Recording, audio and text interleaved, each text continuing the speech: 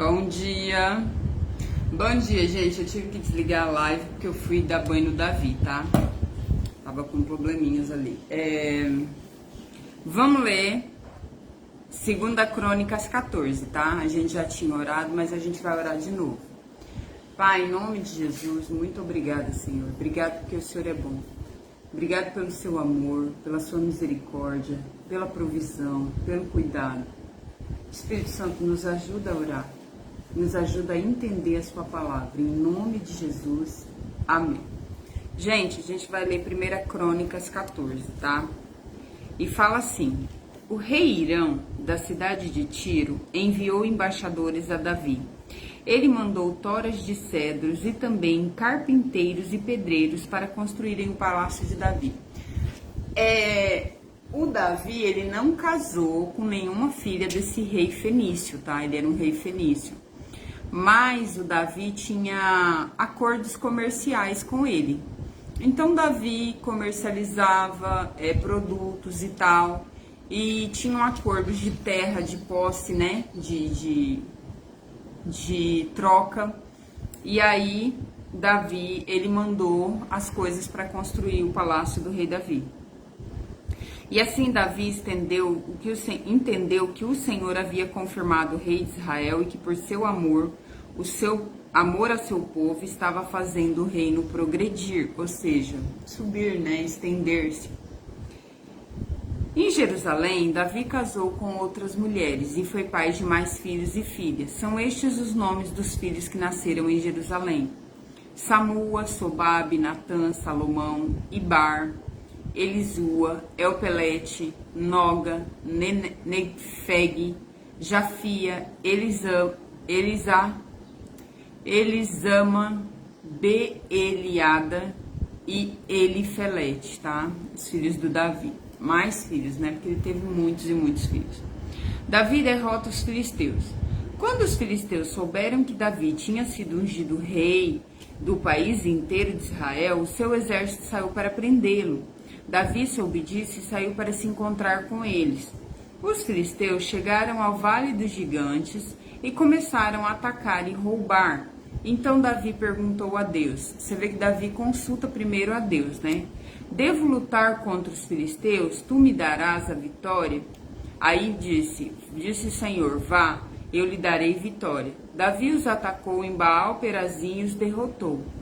Ele disse: como se eu fosse uma enchente que derruba tudo, Deus me usou para abrir uma brecha no meio do exército inimigo. Por isso aquele lugar é chamado de Baal-Perazim. Quando os filisteus fugiram, deixaram seus ídolos para trás, e Davi ordenou que fossem queimados. Mas logo os filisteus voltaram ao vale e começaram a atacar. Mais uma vez Davi consultou Deus e ele respondeu: não os ataque daqui, dê a volta e ataque pelo outro lado, perto das amoreiras. Quando você ouvir o barulho da marcha, por cima das amoreiras, ataque, porque isso quer dizer que eu estou indo na sua frente para derrotar os exércitos dos filisteus, onde a gente disse sobre isso, né? Deus luta a luta espiritual e nós lutamos a luta carnal, mas com Deus, tá?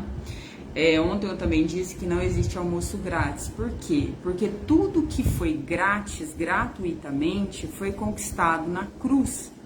A cruz foi gratuita para nós, não para Deus, porque ele levou os pecados, ele pagou por todos, mas para nós foi gratuito.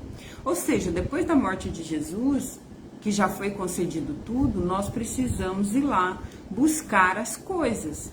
Então, o que ele podia fazer, toda sorte de a salvação, toda sorte de bênçãos, ele já liberou. Agora é você com o teu braço trabalhando e com a força de Deus, né? Ele lutando espiritualmente e você lutando aqui fisicamente, obviamente. Nós dois juntos, né? Então, ó, não os ataque daqui, mas dê a volta. Aí, ó, quando você ouvir o barulho de marcha por cima das amoreiras, ataque-os, porque isso quer dizer que eu estou indo na sua frente para derrotar o exército dos filisteus, ou seja, Deus está comigo, no caso com Davi. Davi fez o que Deus havia mandado e obrigou os inimigos a recuar desde Gibeão até Gezer. A fama de Davi se espalhou por toda parte e o Senhor fez com que todas as nações ficassem com medo dele. Ou seja, depois que ele derrota aquele monte de filisteus e Deus vai com ele, o povo começa a ficar com medo de Davi. E Davi vai subindo o reino, vai prosperando, vai prosperando. Lembrando que ele trouxe a presença de Deus para perto. Tudo ele pergunta para Deus, tá? Existe uma coisa muito séria, por exemplo, a instrução de ontem não é a instrução de hoje. Por isso que nós precisamos conversar com Deus todos os dias, porque as instruções mudam. As coisas mudam e Deus sabe disso. Então a instrução que era para ontem não é a mesma instrução que é para hoje. Hoje Deus tem um novo. Então às vezes a gente conversa com Deus ontem, aí ele deu uma instrução. Aí a gente continua achando que aquilo perdura. Mas pode ser que a coisa tenha mudado e Deus sabe disso. E aí ele dá uma nova instrução, tá? Então nós precisamos todos os dias conversar com Deus para saber qual é a instrução para hoje, porque hoje é um novo dia, tá?